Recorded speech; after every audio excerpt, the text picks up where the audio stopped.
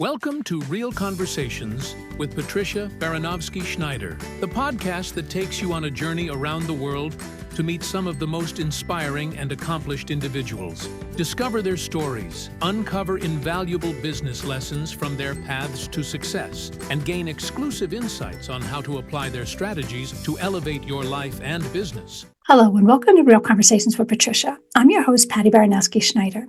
Today I'm joined by Sheryl Green, a mental health speaker and an author and an animal rescue expert. So welcome, Sheryl. Tell us a little bit about yourself. Thank you for having me. I've been speaking for about 8 years now. Mm-hmm. But most recently, I went through a period of burnout. And it made me realize the importance of boundaries, and we'll get into that more. But that's what got me to this point. And I figured I couldn't be the only one that was having a problem with boundaries. So I figured I'd just write a book and take people along the journey with me. That's awesome. It's funny. I'm terrible with boundaries. And I remember going back a couple of years ago, I was with this kind of study group, and there's a book. It's kind of like a religious book, but it's a book called Boundaries. And I'm like, oh my God, that was like the hardest thing I ever had to do, because it's like, no is not in my vocabulary. Oh, I like that line though. Taking notes. Yeah. Now, what inspired you to combine mental health advocacy with animal rescue, and how has that shaped your message? So, I would actually say that animal rescue first saved me from a depression, and then it put me into one. Mm-hmm. So when I was in my late 20s, I went through a pretty nasty divorce. The divorce was fine. It was what led up to the issue. But I was at a low point. Like, I hit rock bottom, and I lived with my parents for a little bit, and my stepmom came into the bathroom one day to find me curled up on the floor, just fetal position, tears streaming down my face, and I couldn't function. I couldn't get up. I didn't care if I ever did. And she gave me some of the best advice I've ever been given. She said, "Go help someone else." And it set me on this path of volunteerism and service. And I started out in animal rescue, and it was amazing. I got to help animals who I love. I had a purpose. I found skills that I never knew that I had. I developed friendships that I never would have made. And it was this really amazing experience. And I'm forever grateful to it. The problem is I didn't have those healthy boundaries in place. And rescue became my identity. It became the entirety of who I was and what I did, and the main source of my self-worth. So if I wasn't doing for others, if I wasn't working nonstop, if I wasn't donating every penny I had, in my head, I wasn't worthwhile. And so that's why I say first it saved me from depression, and then it threw me into one. And, I went to work full time during COVID. I had my own ghostwriting and blog writing business, book coaching, all these things. And much like many people during COVID, my business just evaporated overnight. So I had to keep a roof over my head. And I went full time at the rescue. And then slowly my clients started coming back. So I'm working full time, which in the nonprofit world is not 8 hours a day. It's 12, 14, 16 hours a day. And then I've got my client work to deal with. And my parents at this point were getting older and sicker, a lot of medical issues. So they needed more of my help. So I was no longer living for me. My entire world was taking care of someone or something. And I broke. I just broke. I could see how, though. I mean, it is exhausting. So now we'll go on a happier note. So you've written and ghostwritten several books. So how do you decide which stories to tell, and what's your favorite part about the writing process? Oh, there's so many favorite parts. I'm going to geek out for a minute here. I absolutely love. So I'm a very firm believer in outlining. Whenever I coach somebody, I work with somebody in any capacity, I'm like, you need an outline because otherwise you go just off the rails. And so I do this extensive brainstorming process. Then I do this research process, and that's reading, that's interviews, all this stuff. And then I sit down and I write my outline. And people think I'm insane because I have a book that it still needs some tweaks, but I will probably start it this year. I have a 40-page outline. Like, I am hardcore when it comes to outlines. So, okay. But for me, that's, every day I sit down and I know exactly what I'm going to write. Mm-hmm. Like, it's already forming in my head. So I love it. I love the whole process. And then I love holding the book in my hands when you get that first copy. And I always have whatever dogs that I may have. They are my quality control officers. So whenever a shipment comes, I get pictures with them looking at the books. Oh, nice. So I would say it's all my favorite part, but probably the brainstorming and outlining. Okay. As to what stories to tell, you tell the stories that people need to hear. And a lot of times we approach storytelling from an I want to tell this standpoint. And it's okay. However, your reader, your audience, whoever it is that you're speaking with, what do they need to hear? What's the lesson that they need to know? And then you find the story that backs that up.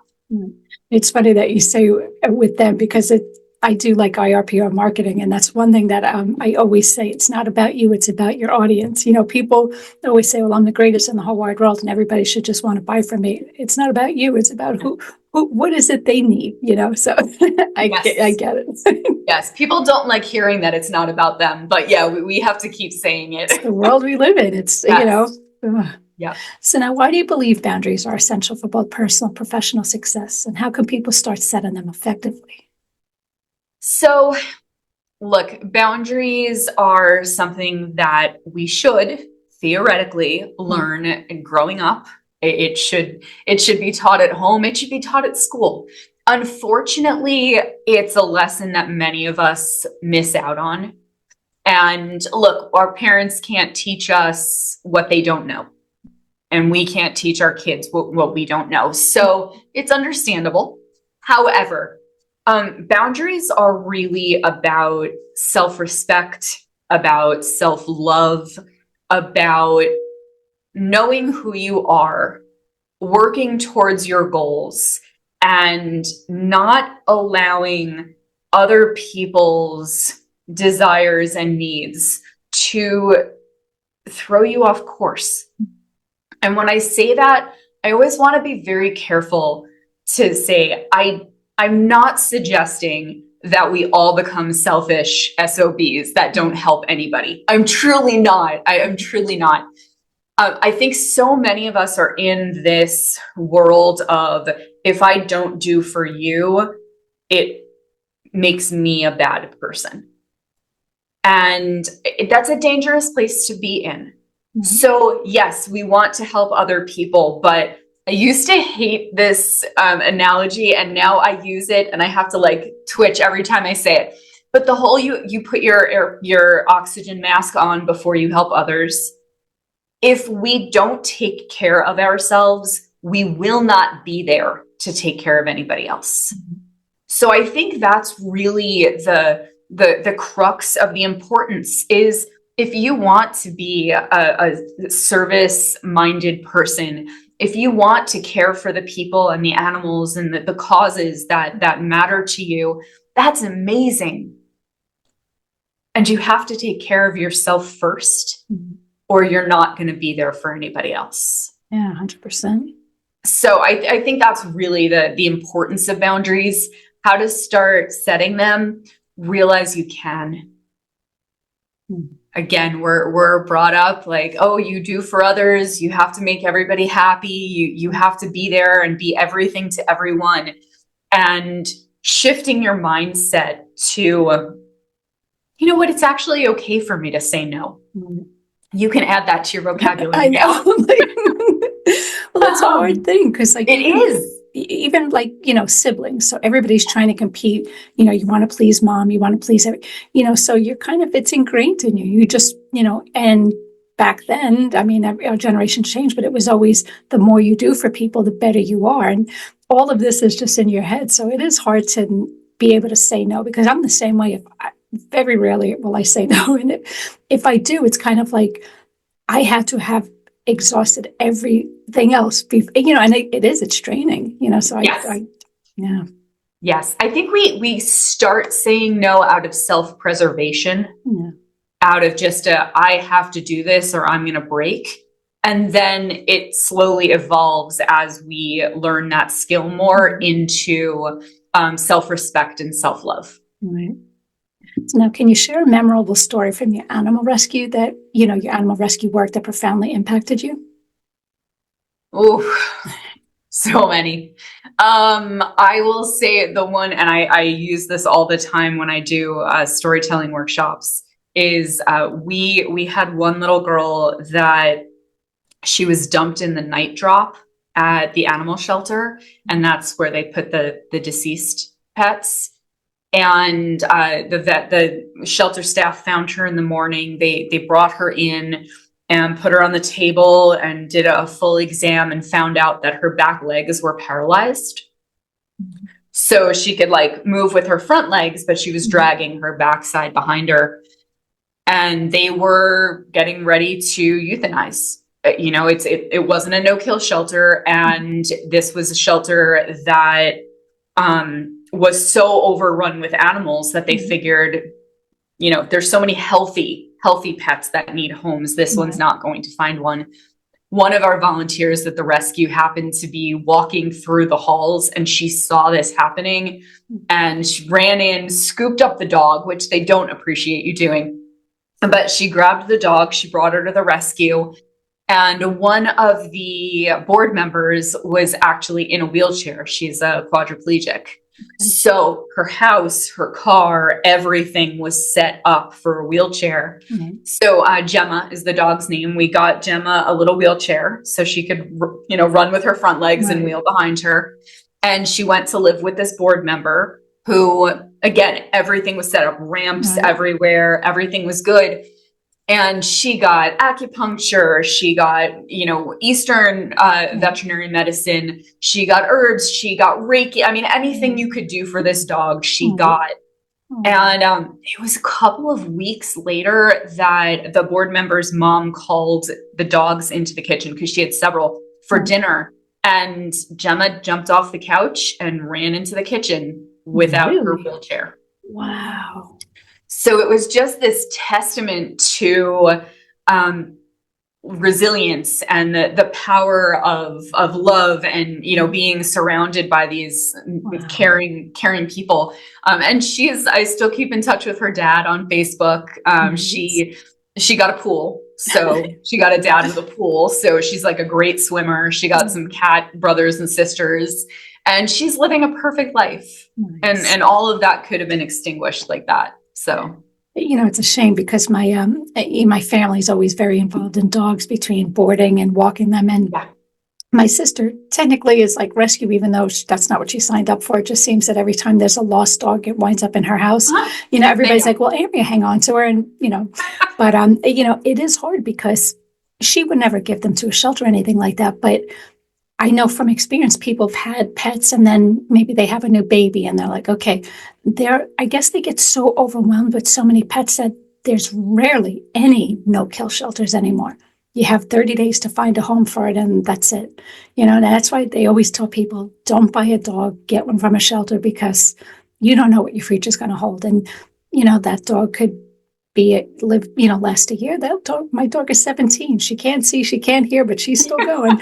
It's like, you don't know. I mean, so don't venture into it. We just always advocate, go to a shelter, because these dogs, it's not a home for them either, but I get it.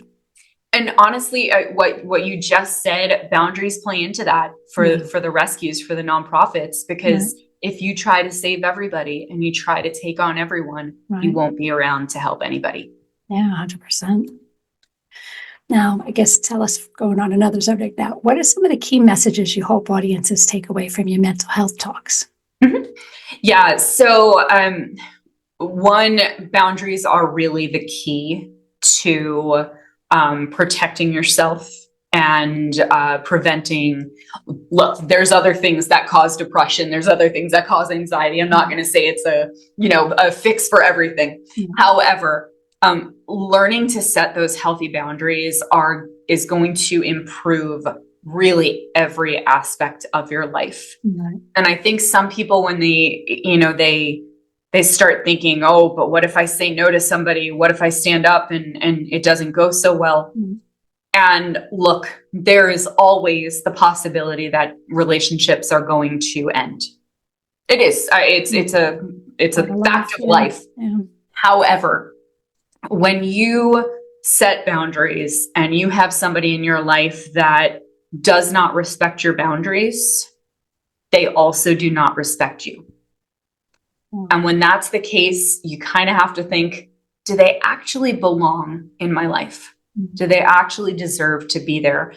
And a lot of us, me included, we hold on to these relationships just because we've always had them.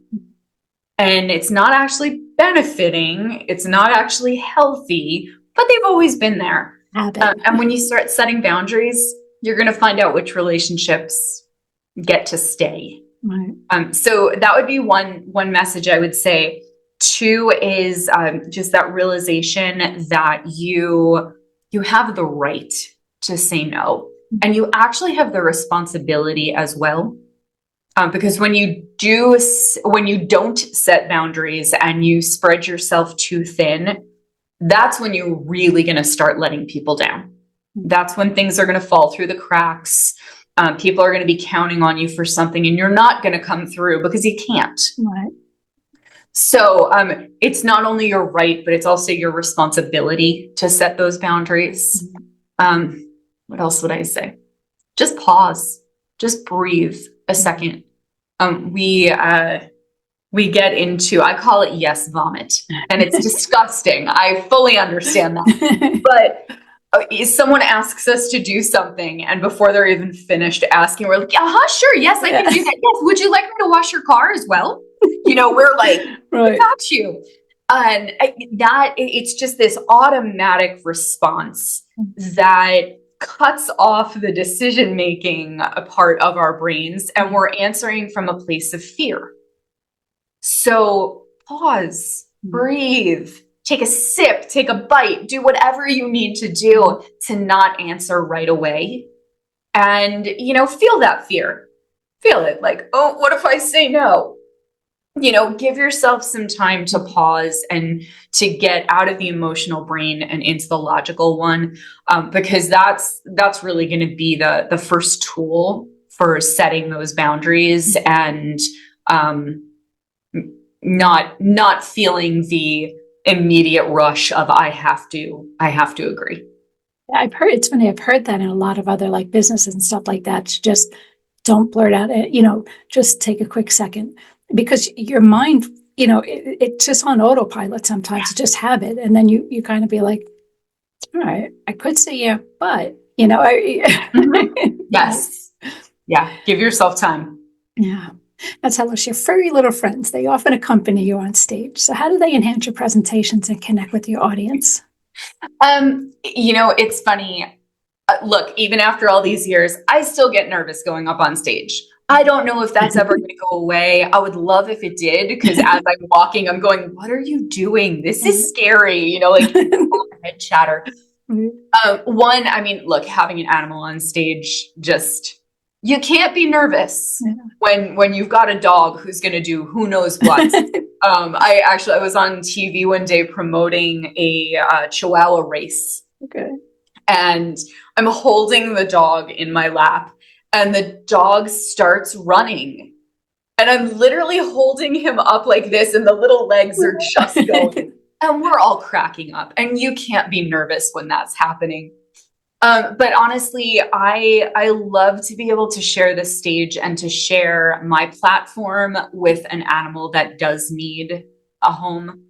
And it's been cool to bring animals on stage and be like, hey, come meet them. They need a family. And once or twice, they actually got one that day.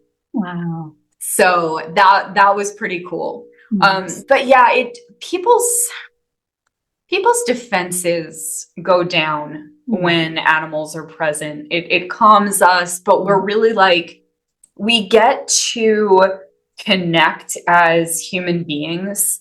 And I think that is so important right now with everything that's going on in the world and all the divisiveness and all the anger and everything, that like, we just have to sit back every once in a while and be like, you like dogs? I like dogs too, you know? And connect on that different level and remember, like, we're actually all the same, even though our beliefs are very, very different. So yeah, it gets them a home, makes me less nervous, and really takes the audience into a safe space. You know, it's amazing. I mean, I love animals too, but they are very calming. They could be funny, but they're also calming. Like I just saw a video recently of a woman who, she was autistic and she was having like an anxiety episode, and she has a service dog. And obviously the dog, and she's going on, you know, and little by little, he was like inching his way, and then he just put it, and she's still, and it just took like less than 60 seconds. And she was just calm. And it's like, whether they intentionally do it or not, they're just, you know, because you could be having the worst day and the dog will just, and that's what I always say, we can learn so much from pets, because I mean, no matter what you do, they're just always happy to see you every single day, every single minute. They just want to love you no matter what. Gave me the wrong food, that's okay, I still love you. You know, I mean, if people could just learn a thing or two from them. I lost a dog 2 weeks ago, but my dog that I have, that I still have, he, I guess was a therapy dog at some point. Okay. And he's fun loving. Like he wants to play 24/7, but when I am truly hysterical crying, and I cry a lot, but when I really get into it, like the body shaking, he comes over and he presses himself up against me. And it's just like, okay, mom, we're going to get through this. And it's the coolest thing. He's cuddly for sure, but this is a very special, like, he's almost like a weighted blanket, you know? It's like, we got this. It's so. So now you talked a little bit, but I mean, what challenges have you faced in your journey as a speaker and author, and how'd you overcome them? I'm still working on some of them. You know, I think part of it that I'm experiencing now is people kind of laugh off a lack of boundaries. A lot of people don't see them as a big enough issue to start fixing. You know, like if you had a pebble in your shoe, you know, and it's hurting every time you step on it, but you don't want to like pull off the road yet. You know, you don't want to stop walking on it. And, you know, it gets to the point, I am making stuff up about podiatry right now, but you know, if you're favoring it or something, you're going to throw everything else out. Your ankle's going to hurt, your knees are going to hurt. And I think my challenge is getting people to recognize the pebble and say, oh, you know what? This is a problem. Let me address this before it becomes overwhelm, burnout, depression, ruined relationships. Like, let's get to it at this stage and let's learn. And yeah, maybe I didn't learn growing up and I can be angry at my parents for that. However, I can learn now and do better going forward. So I think honestly, that's the experience that I'm having right now. The challenge that I'm facing is how to get people to address the pebble. But man, speaking scary. As I said before, like I hope that fear goes away one day. As soon as I open my mouth and I get started, you know, it calms down. But I think there are people that are born afraid of speaking, and I think there are people that are born not And I'm not sure you can ever get into that other category. You can get confident and you can get good and really good at what you do. But yeah, I still have the heart flutter. No, I hear you. I'm the same way. I mean, if I'm not looking at you, and it's amazing because I hear you're not in front of me per se, so this is fine. But in front of me, like I'm just the one, I'll just put my head down. That's not what people, but there are some people who just come in and they're talking and they're pointing people out. That's a special gift. I don't have that one. With the book, I mean, honestly, every book that I write, I learn more, of course. Right. And this last one, I have put 1,000 times the effort into marketing it that I did with any of the other books. But that's another skill. And I'm sure you understand that you can write the book, you can be a damn good writer. And if you can't tell the world that you've got a book, it's not going to help anybody. Yeah. And people just think it's a one and done thing. It's a continuous process. No, I used to do that. I used to write a book and be like, I wrote a book. And then I never said another word out of it. And now I released this one August of 23. And I haven't shut up about it. And I don't plan to. That's good. Spread the word. And if anything, people are going to be like, oh my God, who is this girl? What is she talking about? Be a pain in the neck. Be that pebble in someone's shoe. Yes. Yeah. No, but it's funny what you say with the boundaries too, with, it happens more often. I mean, and people, it just translates into other issues. Like I know someone who just will always help, it's just her nature. And it gets to a point where everybody expects it now. Meanwhile, she's got a full-time job. She had kids, blah, blah, blah. She's always helping. And it's always like, just give it to so-and-so because she'll help. She won't say no. And so, it's expected. She's exhausted, but she doesn't want to say. And it's just a bad cycle to be in. So people, like you say, have to kind of realize and say, okay, I'm more important. I need my sleep. What could I, maybe I could help, or I can tell you what to do. There's ways out of it, Yeah, for sure. Yeah. So now you have a sense of humor. So how do you use humor to tackle serious topics like mental health and boundaries? Oof, I don't know how to not. Truthfully, my stepmom was in my life since I was about 3.5, and I just lost her 2 years ago.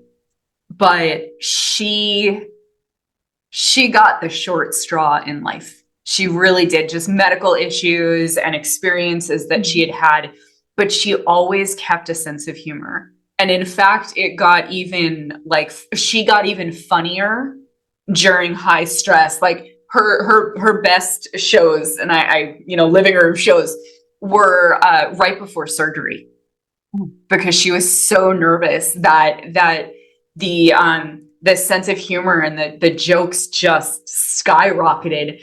And I learned that from her. I mean, coping mechanism, maybe. Yeah, this world can be hard. And yet there's wonderful things, and I'm not trying to go to a negative place, but this world can be hard. And I think finding the humor in things, it's essential. Yeah. And, mental health has been such a taboo topic for so long.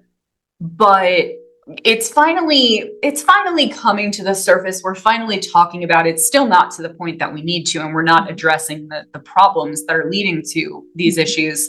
But I think the more we can bring it open, out into the light, and the more that we can laugh, and the more that we can just kind of untaboo, is it? That's not a word, but destigmatize. That's the fancy word. The more that we can do that, I think the better we're all going to be. Right. So yeah, I will live and die by my sense of humor. Yeah. It's crazy because when you say we're starting to recognize, you're 100% right. They don't work on trying to stop the issues that are causing this.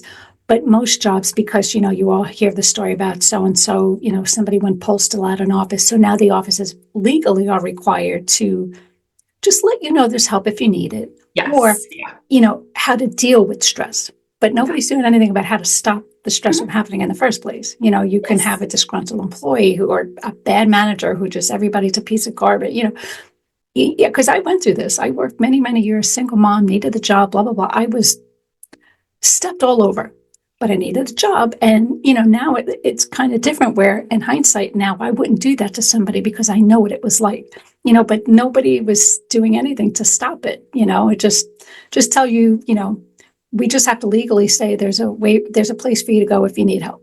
Yes. That's it. We check off, we're not in trouble with the law. I think in some ways it is starting to improve. I know my parents' generation was the go into work, do your work, shut up, come home and wait for your retirement package. Mm-hmm. And like employees were more of just, they were a number. Like you come in, you do your thing. And if you don't do your thing, we fire you. Mm-hmm. And I do think that is changing a little bit, and there's a lot of work to do, and there's a lot more to go. But I think it is changing to employers realizing that employees are truly the value in their company. And when they're happy, you're going to do better. So you might as well make them happy. So I think there is this shift going, and look, the younger generations are definitely helping that because they are not sticking around and taking crap. No, and they all have a voice for everything. So if they don't like something, you're going to hear about it. But we, like you said, back in the day, never said a word because I need the job. So sometimes I hate the generation, but they always have something to say. But at the same time, they're making change. They are. They are. Yeah. We can all actually. I've got clients that they say. My daughter is the first person that taught me boundaries. It's like, okay, I guess we're doing something right if younger generations I don't know. So I spend more time saying I'm in a foreign planet. I'm like, what are they? But I'm all for evolving and changing with the time. Some of it I just don't get, but change happens, and this is it. And it's me just showing my age, I guess. So now tell us, what advice would you give to someone who wants to break into public speaking or writing, especially in impactful topics like yours? Oh, it's a great question. Start creating content. Whether that content is blogs or articles or videos or short form or long form, whatever you're comfortable with medium wise, start creating, because you actually have a lot of knowledge. And that's honestly part of why I do so many podcasts. Like I love getting on podcasts because people ask me different questions and it wakes something up in my brain. And I'm like, oh, hold on. I know something about that. Like, let's talk about that. So I think just become a creator. There's plenty of consumers on this planet. Become a creator. And start putting your ideas out into the world, and then you're going to start to evolve and to polish them, and get to where you need to be. But find a mentor, find somebody, a class or a workshop or somebody that can help you along the way and can point out the brick wall that's coming up in front of you. But for speaking, Toastmasters. I did them years ago. Oh, I was terrified, not just of public speaking, like of speaking. Mm-hmm. And someone recommended Toastmasters, and I walked in and it was like being on not a conveyor belt in a negative way. But they just pushed me along the entire way. And I remember walking in the first day and they said, what do you do? And I said, I'm a writer. And they're like, oh, great. You're going to enter the Tall Tales contest. And I was like, what's that? And my first speech ever was a contest, and I won it, which was pretty cool. Nice. But they pushed me along every step of the way. And it was like, well, when you're vice president, and I was like, wait, what's happening? And a month into vice president, when you're president, I'm like, oh. So, but really, I mean, Toastmasters changed the course of my life. So do it. And writing, you can find courses at the community college. You can jump in and find stuff online. Just get started. Right. Toastmasters is good because they do it in non-judgmental way, Yes. non-pushy, Yes. but it is cool too, with like mentorship. And again, back in the day, that wasn't a thing, like when I started, marketing for the most part back then was a male dominated industry. Men don't normally want to mentor women. You were just a fragile thing, where women, it's more competition. They don't want to mentor. So I'm glad that it's changing and evolving and people are willing to help. And nowadays, like you say, not that it's always 100% accurate, but there's everything you can find online. There's YouTube videos explaining stuff. There's free courses. There's free this, free that. And even just, like social media, like say, for example, LinkedIn business platform, network with other people who are in the industry that you want to be in and just say, just see what they're doing. And, like I did, I remember someone had contact me, similar thing on LinkedIn, and they were asking me questions. And I've been doing what I'm doing 35 years. So she wanted to use me for her college thesis. And I'm like, absolutely. I mean, we talk for like hours and I'm like, I could tell you what you want to hear. I could tell you how it is. And I'll just, I have nothing to hide and you can decide if that's really what's right for you. And she loved she's like, I'm glad that you were honest and told me. And it was nothing bad, but this is the good, the bad, the ugly of this business. You either want to be in it or not. I wish somebody had told me some of the stuff back then. And now, For sure. I would have chosen a different college path if I had known. Yeah. So. Yeah. Well, even back then, like nobody guides you for that. Like we were even talking with jobs, like you go to school and they say you want to be an accountant and they teach you all the mathematics for it. And then that's it. They send you out to the world. Well, now what? How do I get a job? What do I do when I have, like, nobody teaches you any of this. You're winging it. And that's why so many people, like, they became a lawyer and they're working in an office, not even being a lawyer. You have to work your way up because nobody teaches you unless you know somebody. That's just the way it works. But at least if someone explains this to you, you're a little prepared and then you could decide, like same with doctors. How many people do you hear, they've got the next 25 years of college tuition that they have to pay off. Are you prepared for that? That big house in the Hamptons that you thought you were getting, that's not happening anytime soon. So you just have to be mentally prepared for this. Yes. Yes, definitely find somebody who's doing what you want to do and see what the day-to-day looks like. Yeah. So now what's next for you? Any upcoming projects or goals that you're excited about? So how many new books are coming? The next book, it's coming. There's something missing in the outline and I've just kind of put it aside for now so that I can approach it with fresh eyes. But the goal for it is to be boundaries for leaders. Because like we were talking about, I can teach employees how to set boundaries all day long. But if their management and the leadership doesn't accept that and doesn't have them for themselves, it's not going to matter. So we're getting there. But yeah, no, just I'm keeping getting out there. That's not English, but I'm going to run with it. With this book, it's You Had Me at No: How Setting Healthy Boundaries Helps Banish Burnout, Repair Relationships, and Save Your Sanity. And got a couple of speaking engagements coming up. I'm actually doing a storytelling workshop for SCORE, which is a great resource on Saturday, and that is virtual, so anywhere in the country, and it's free. So you can find that information somewhere, but go to SCORE Las Vegas and you'll see it.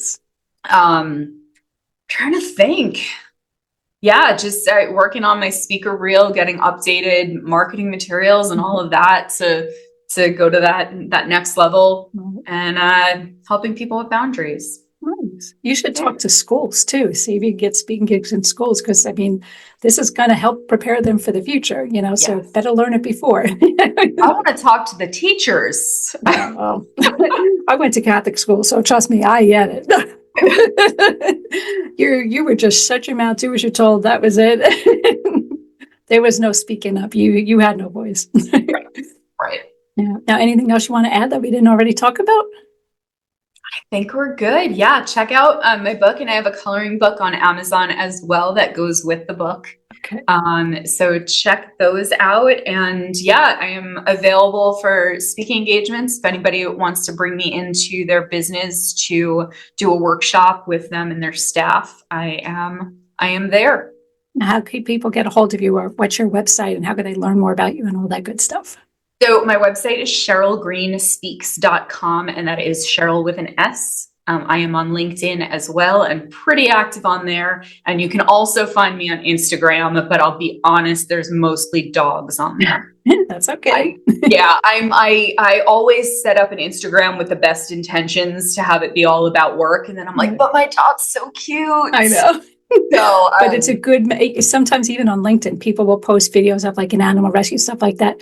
That got my attention more than somebody's article, so sometimes people need that little 2-second break, Exactly. But yeah, find me on LinkedIn, visit my website. And there's also a how to say no cheat sheet that you can download and use as a reference. That is on my website as well. So, and that'll keep us in touch. Well, thanks again for being on the show. Again, that was Sheryl Green. So thanks for listening to Real Conversations with Patricia. Never miss an episode by subscribing to the channel. So thank you again.